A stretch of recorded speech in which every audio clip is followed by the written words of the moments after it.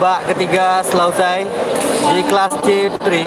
Kita akan menunggu keputusan pemenang dari Dewan Juri antara Siti Nurkalisa dan Wulandari Tumangga.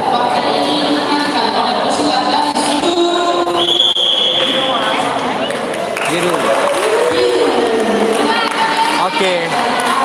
Wulandari dari Aceh Singkil memenangkan pertandingan ini dan dinyatakan lolos ke PORA 2022 mendatang.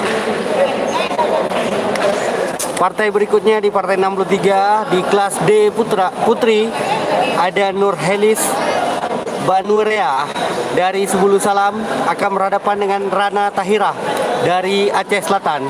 Dan di laga selanjutnya di partai 64 di kelas D Putri akan ada Mia Husnaya dari Nagan Raya akan berhadapan dengan Ayu Aprilia Z dari Aceh Barat.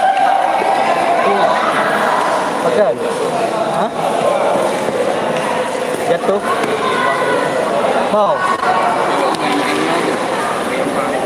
Yang macam merah? Bukan. Yang macam merah?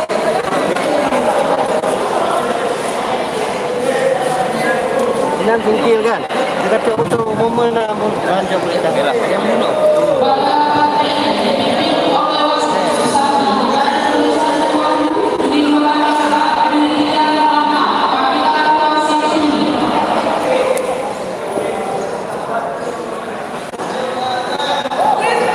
Jadi dia.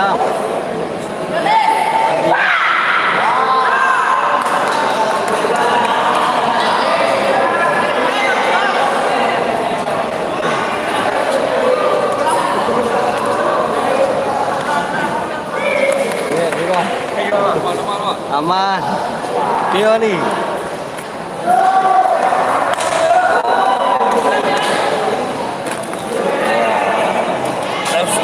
Ada kopi ni. Dah kali. Ini ada kopi. Itu ada. Noh bang ada anak.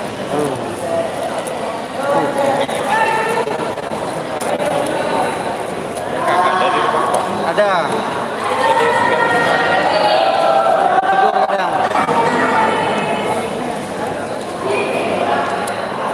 Rana Tahira.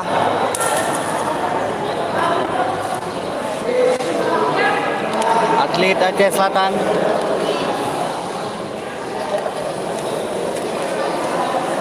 Betul kan? Aceh Barat lawan Nagan Raya. Oh salah. Oh salah.